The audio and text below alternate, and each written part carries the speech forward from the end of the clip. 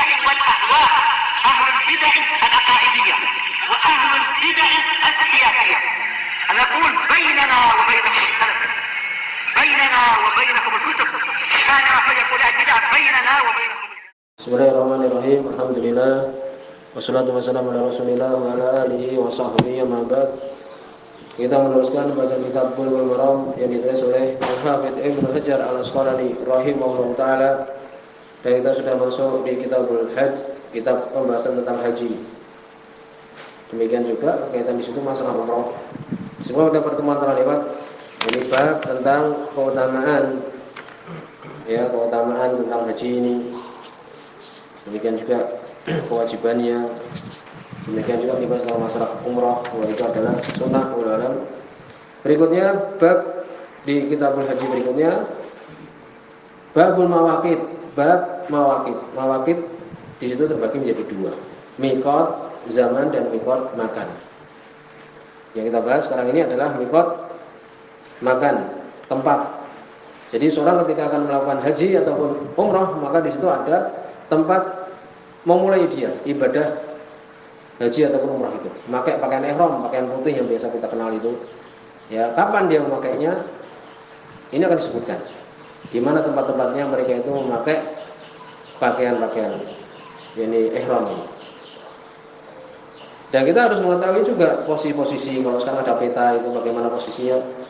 Karena ini berkaitan dengan mawaqit, ya, tempat-tempat atau sesuatu yang ditentukan dalam hal tempat di mana kita melakukan ibadah, yakni miqat atau awal kita memakai baju ihram itu di mana?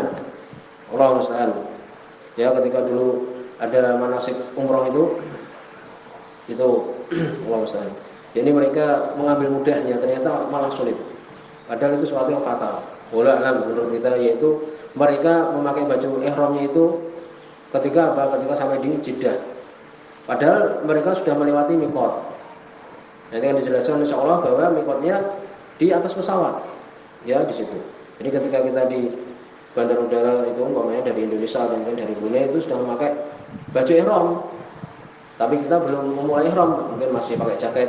Ketika nanti di pesawat mereka memberikan kemudahan, toleransi. Di situ mereka berpendapat dua, satu mengatakan boleh di Jeddah, dan itu salah. Ya, karena Jeddah bukan miqat, bukan termasuk tempat untuk memakai baju ihram. Dan mereka melakukan seperti itu. Ya, dan itu salah. Dan sebenarnya mereka bayar menyembelih satu kambing. Wallahu a'lam demikian. Denda istilahnya. Jadi, ya walaupun mungkin merasa asing, ya memakai. Ini untuk apa? Merasa malu dan sebagainya. Karena itu memang ketentuan wallahu a'lam. Ya, yang masih demikian insyaallah. Jadi, ketika melewati miqat itu di atas pesawat, kita lepas jaket kita. Ya, kita sudah siap semuanya. Ya, memakai baju ihram, itu tidak ada celana dalam dan sebagainya, tidak ada untuk laki-laki. Kemudian dilepas. Sudah di situ kita pakai baju ihram. Ketika sampai di Jeddah, mereka yang mengatakan yang mudah di Jeddah, semuanya ternyata di situ, banyak di situ. Akhirnya apa? Menjadi kacau. Bola 6 ya tertib, tapi dalam artian ribut malah. Ketika kita sendirian malah tidak ada yang menghalangi dan sebagainya.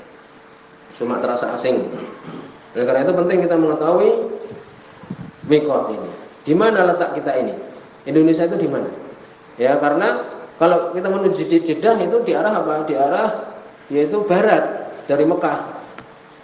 Ya, tidak ada di situ miqat dari Jeddah itu. Dia di pinggir laut kan. Demikian. Jadi ulama untuk dia memakai bajunya ya di pesawat itu. Kemudian ketika sudah ditentukan ini sudah mendekati setengah jam di udara itu, ya, diberitahu bahwa ini akan miqatnya orang Indonesia, ya, karena bisa dilihat itu di peta yang dekat dengan miqat-miqat yang ditentukan oleh Nabi sallallahu alaihi wasallam 4 itu. Untuk orang Madinah, untuk orang Yaman, untuk orang yakni Syam, ya, demikian juga orang-orang Najd. Demikian disebutkan. Jadi kita cari yang lebih dekat, yaitu yang lam-lam. Yang di atasnya Yaman itu. Kalau dilihat dari peta kelihatan sekali bahwa pesawat itu dia melewati Yaman. Posisinya agak dari bawah itu berarti sebelah selatan menuju ke arah utara, kemudian ke arah barat. Demikian ulama. Babul mawaqit yang disebutkan di sini oleh Ibnu Hajar, hadis yang berkaitan dengan miqat makani, tempat. Istilah kita start. Startnya itu di mana? Mereka itu melakukan ibadah haji, demikian juga ibadah umrah itu di mana? Hadis nomor 705. An Ibnu Abbas radhiyallahu anhu, dari sahabat Abdullah bin Abbas radhiyallahu anhu, di sini muttafaqun alaih. Dasar dalam hal miqat ini penting. Ana Nabi sallallahu alaihi wasallam, sungguhnya Nabi sallallahu alaihi wasallam waqata li ahli Madinah, menentukan tempat miqat makan tempat. Nanti ada miqat zaman. Zamannya haji itu ya Syawal, Dzulqa'dah dan Dzulhijjah. Demikian.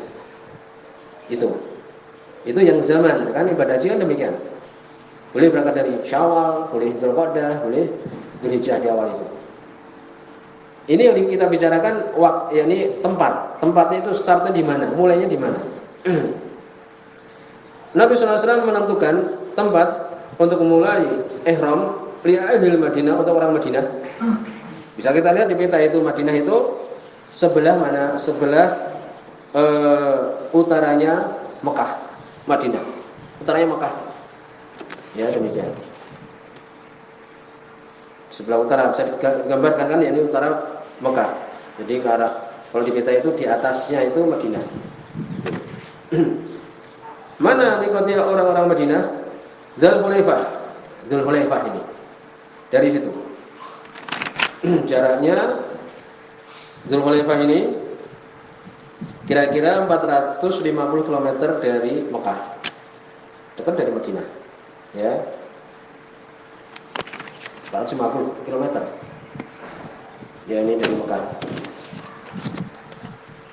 Wali ahli Syam, untuk ahli Syam, orang-orang Syam, orang Suria, Palestina sekarang ini, Al-Juhfah. Juhfah. Tempatnya Syam itu ya searah Madinah. Kemudian dia lebih ke arah barat. Bang, bisa digambarkan kan di peta itu? Kita gambarkan Jawa Barat, Jawa Timur itu. Ya, ini sebelah baratnya. Sama arahnya ke arah utara. Utaranya Mekah. Kalau berarti di peta di atas itu kan. Itu. Al-Juhfah. Wali ahli Najd, untuk orang-orang Najd. Najd itu Tihamah, Yaman itu batasan itu. Untuk orang-orang Najd itu Qarn Manazil. Namanya Qarnal Manazil. Itu arahnya pola alam sekitar apa? Sekitar arah timurnya dari Mekah. Agak turun dikit ya kita, atau arah timur. Itu. Timurnya Mekah.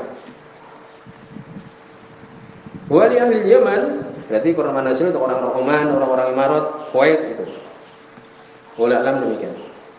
Untuk orang-orang Yaman, wali ahli Yaman, yang lam. Arahnya yaitu kurang lebih ya ke arah selatan ke bawah, agak ke arah timur. Agak ke arah timur. Inilah yang pola alam yang dilewati oleh pesawatnya dari Indonesia. Itu ya. Kecuali kalau mereka langsung ke Madinah. Nah, ini lain lagi. Disebutkan rombongan di Indonesia itu ada yang langsung ke Madinah, ada yang dia langsung ke Mekah. Berarti kalau yang ke Madinah udah tadi mulai Pak. Tapi kalau yang mau ke Mekah ini, ya biasanya rombongan pesawat itu demikian, dari Brunei langsung ke arah Mekah, gitu. Baru kemudian ke Madinah. Yang lain mereka. Maka inilah yang lam ini. Berarti kan di pesawat itu, disitulah dipakai. Diusahakan, walaupun mungkin merasa asing dari yang lainnya, mereka di Jeddah mereka. Kecuali kalau mereka turun di Madinah, nah itu bisa. Itu boleh Pak. Tapi kalau kemudian mereka mau ke Jeddah pakai ihram, nanti mereka peringatkan yang di pesawat itu, memperingatkan ini sudah mendekati mikotnya orang Indonesia. Demikian. Mereka masih pakai baju-baju biasa misalnya. Padahal yang di pesawat sendiri sudah memberikan kelonggaran.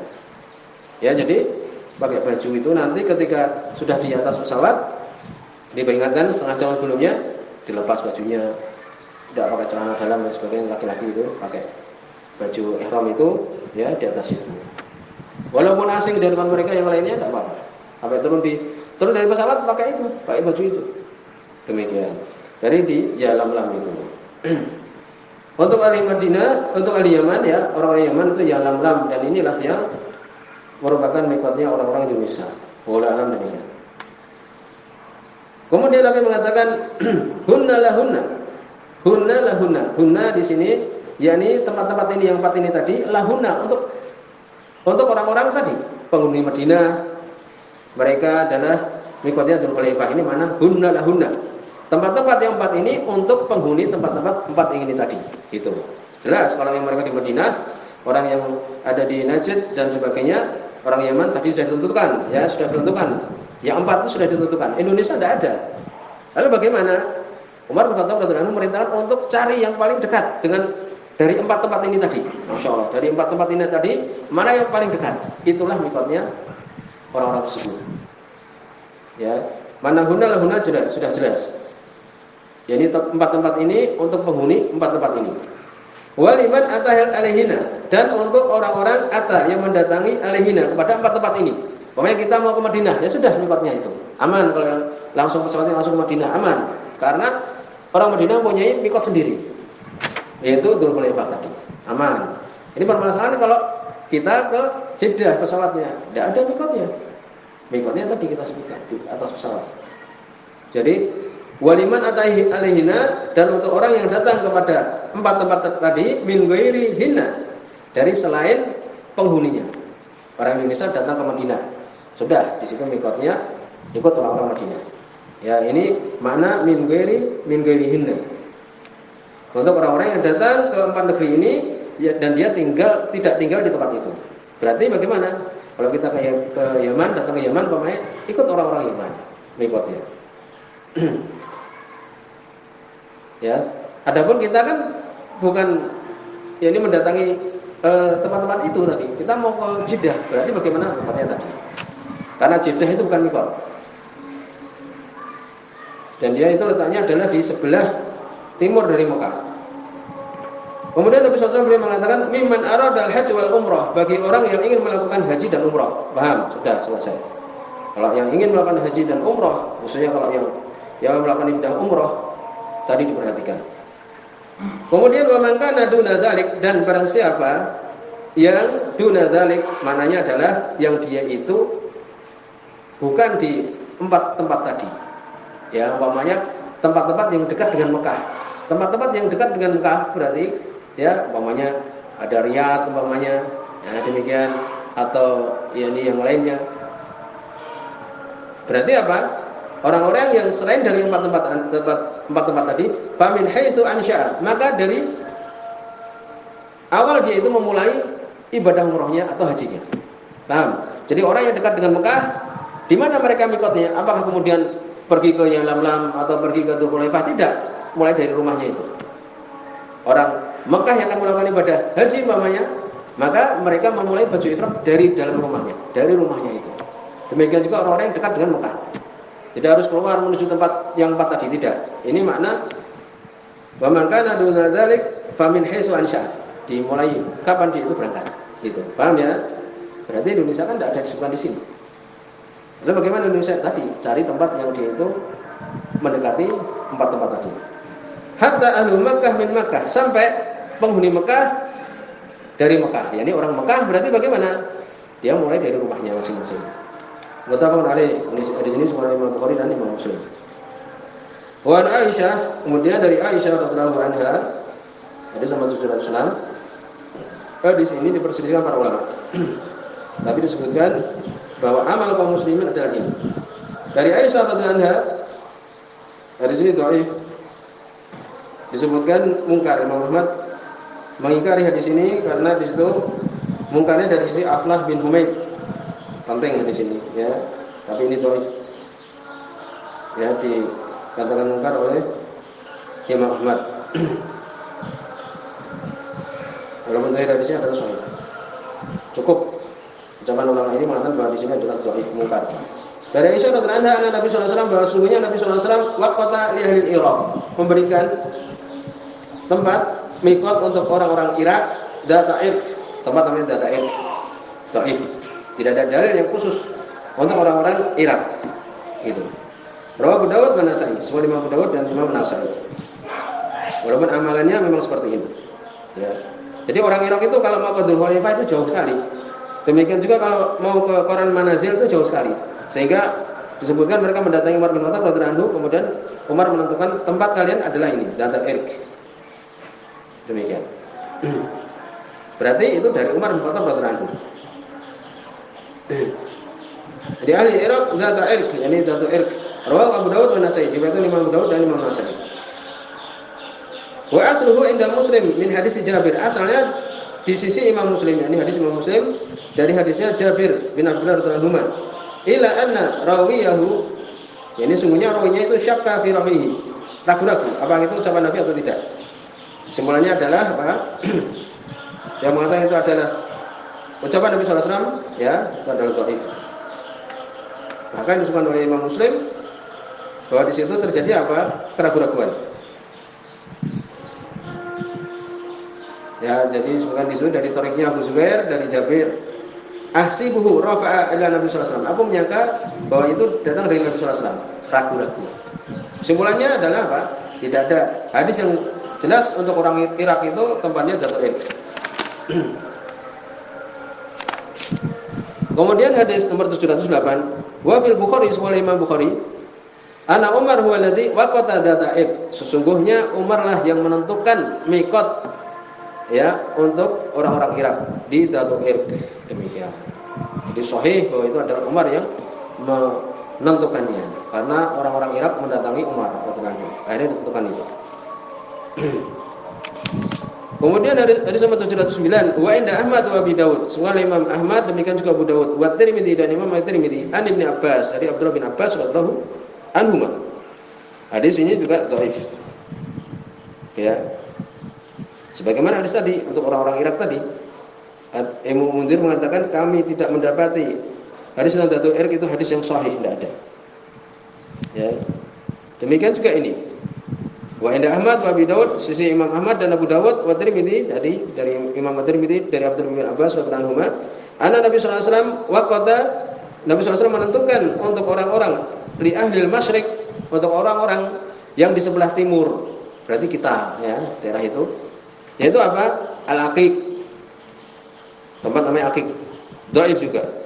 Muhammad bin Ali tidak mendengar dari kakeknya Abdullah bin Abbas. Ya, demikian. Jadi di sini dhaif. Jadi yang jelas dari Nabi SAW 4 tempat tadi. Adapun Dhatul Irq untuk orang-orang Irak, maka itu sebutkan amalan kaum muslimin. Sampai di sini insyaallah permasalahan berikutnya kita bahas berikutnya. Subhanallah wa bihamdihi, asyhadu an la ilaha illa anta, astaghfiruka wa atubu ilaik.